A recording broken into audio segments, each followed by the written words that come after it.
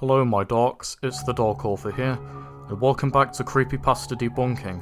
This is episode 15. I'm sorry for the waiting time between this part and episode 14 of about 4 to 5 months. I didn't want to oversaturate this series, and I kinda wanted to work on some other stuff in the meantime. But today we are finally back, and as you saw by the intro, we are covering Sally.exe, the unofficial sequel to Sonic.exe. I'm pretty sure most of you would have known that this one would have come up at some point in time. So without any more further delay, let's ask the question, is Sally.exe fake like Sonic.exe is? Or is she real? Let's find out.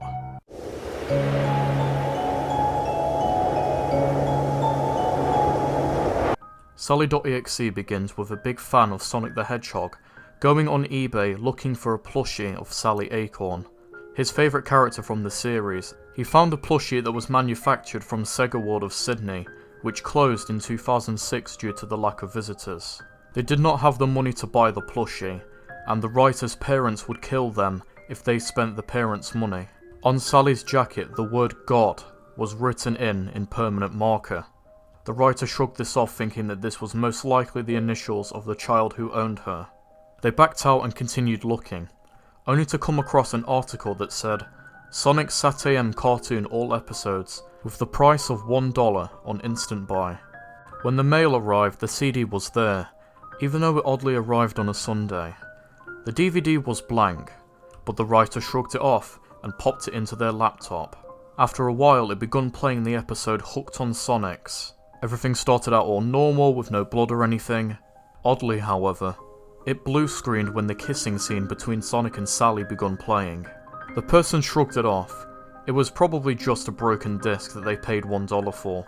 Later that day, however, when they were browsing YouTube, the cursor began spazzing out. Nothing seemed to calm the cursor. Even unplugging the mouse and the mousepad did nothing. The writer got bored and decided to download a ROM of Sonic 1.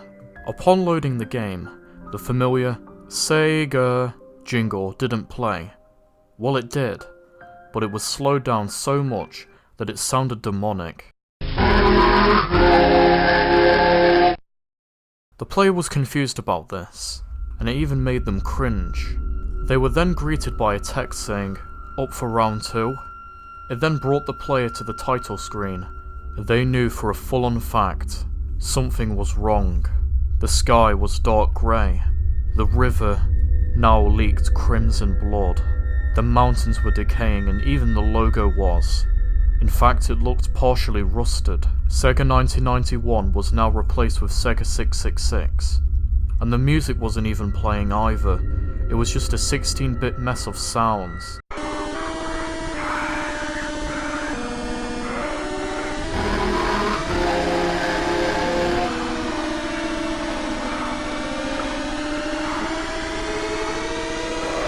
With the demonic Sega jingle occasionally mixed in. Knuckles and Tails appeared on the title screen, but they were also changed. They looked more evil, bloody, and terrifying. Instead of seeing Sonic pop out of the logo, the player saw Amy Rose.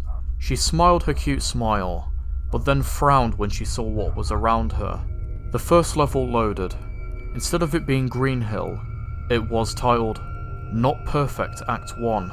The ground looked like the normal Green Hill Zone, except the background was black. And Amy was surprisingly a very well-made sprite. It was not her classic self from Sonic CD, but it was her modern current self. Standing opposite to Amy was Sonic. He was standing next to what appeared to be a grey ring, and he was smiling. When Amy tried to run over to him, Sonic jumped into the ring, so the player made Amy jump in right after him. Amy was in a special stage from Sonic 1, except everything was a bright pink. The player then noticed, oddly, they could barely balance on the spears that they had, and when Amy fell, this demonic Sonic flashed all over the screen with static and screaming. The screaming was Amy Rose herself.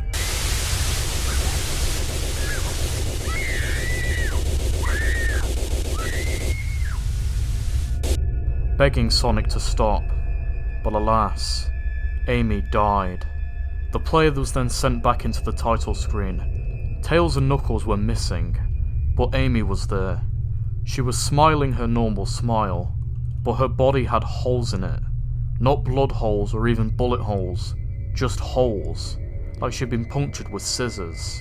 And she was miscoloured like the other characters were. This time, the sprite of Cream the Rabbit appeared in the centre. She huddled against the logo for comfort, out of fear. Kind and Fair Act 1 was the next level to pop up.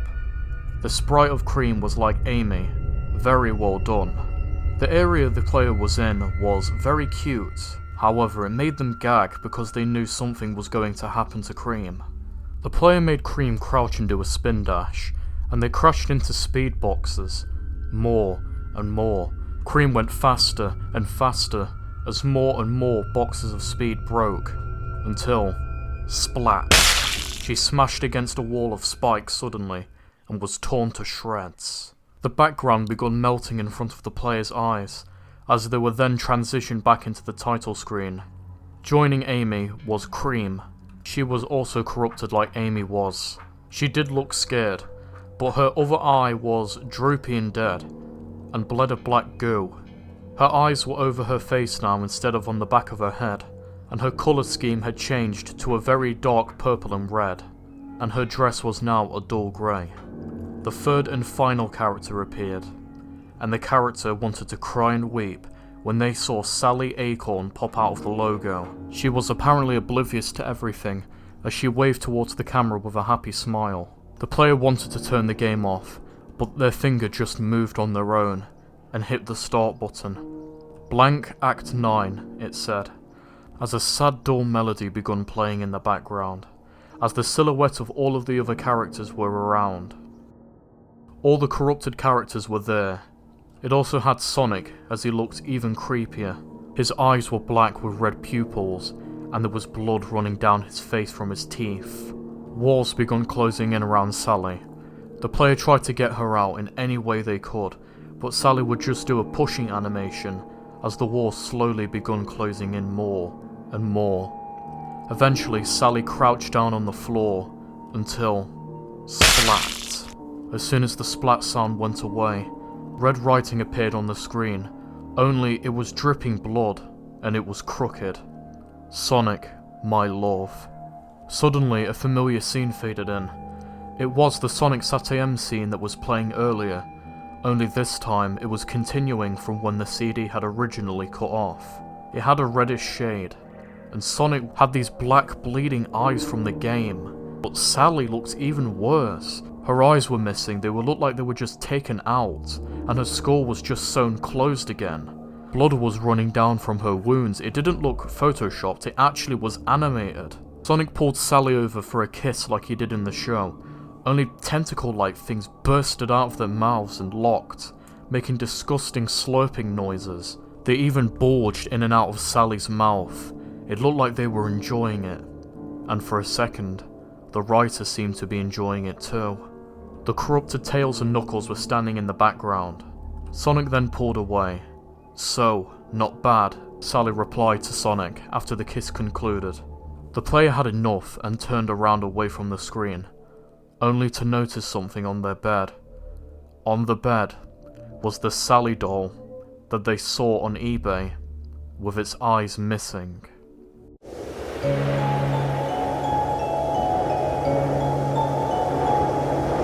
So that was Sally.exe, as we all know by now. I'm sure most of you in the audience have at least heard of this story, and I know some of you may have been frightened by Sally.exe. I don't blame you. Have you seen some of the imagery that was used? It is pretty bad. So I bet you all are wondering now after that long summary, is Sally.exe a real story, or is it fake? Well, that depends. Technically, Sally.exe is real, because people have made ROM hacks for it. But if you're talking Sally.exe comes out of the TV and attacks you in real life, then, and here's why.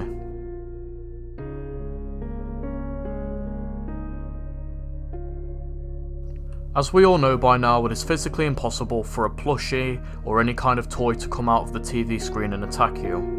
Also everyone, it's that time again, you know what we're going to do. Everybody get together and collectively say it with me.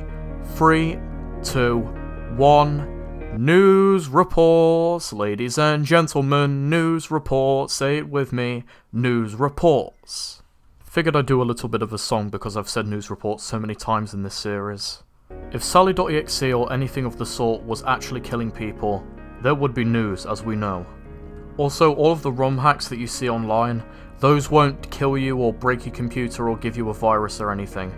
They may do a funny effect on your computer, but I can guarantee that pretty much most of the famous ones and popular ones don't hack or damage your computer in any way. Honestly, this story would be a lot more believable if it didn't use every single cliche in the book. Browsing on eBay, finding stuff for $1, blah blah blah, Sega 666, demonic imagery. I mean, come on everyone, it kinda makes it a bit obvious. But I know some kids have probably seen my content, and you know other people who aren't really too familiar with creepypastas can easily be scared or fooled by Sally.exe. That's why I step in and that's why I made this series to begin with. So yeah, not real.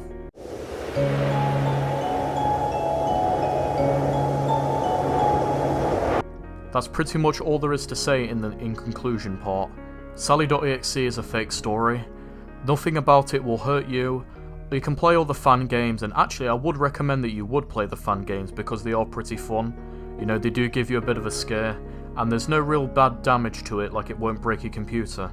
So I say, if you're looking in the mood for horror, go right ahead, there are some really talented creators out there. If you're worried about Sally.exe coming to haunt you at night, or maybe you're scared of the game or the imagery, remember it won't hurt you, it's not a real thing. Some of you might have been wondering though, Doc, this was kind of an obvious story to prove that's fake, why are you doing it? It's to kind of redeem myself.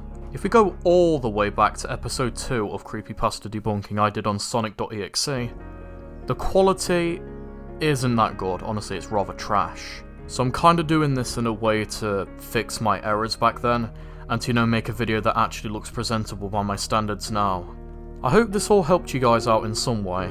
You know, you might have learned something interesting.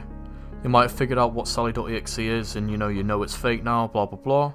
Or maybe you just found it interesting, who knows. But anyways, I hope you all enjoyed this video.